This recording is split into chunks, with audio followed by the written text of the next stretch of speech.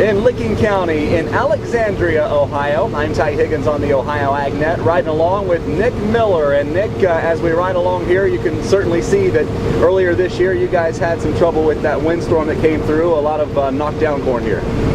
Yeah, we had a big windstorm there. Must have been about the end of July. And as you can see, running this piece of ground here, that we've had a lot of wind damage. It's not the only field we've had this way this year. Sure makes our job a lot more miserable when we're fighting this. You're cussing me because this is the first field I found you in. It just happens to be, but you guys have seen some pretty good yields in other fields, and it's going to be a decent season for you. Yeah. I mean, everything else, all in all, has been a real good season.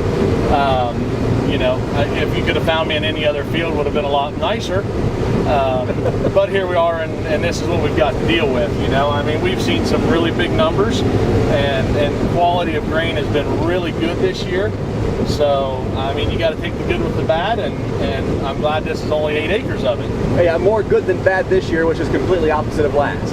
Yes, last year was almost a loss, and you know, we're seeing kind of double numbers what we were seeing last year. The drought really hurt us last year, but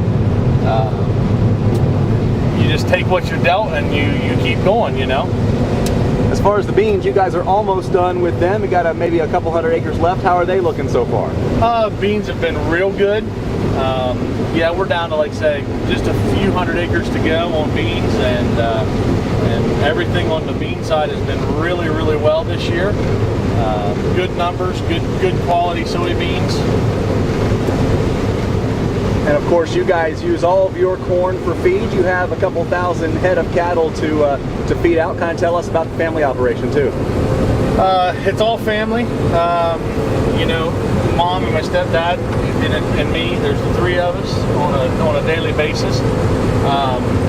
Phil does all the morning chores and does all the feeding in the morning. I come in and then I do all of the day-to-day operation stuff.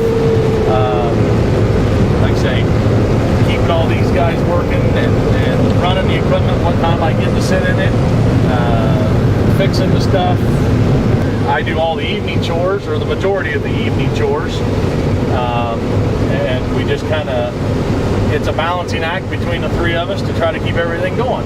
Teamwork, what makes things happen on a lot of farms around Ohio, especially for Nick Miller here at Watts Farms in Alexandria. I'm Ty Higgins reporting for the Ohio AgNet, and we'll see you down the road.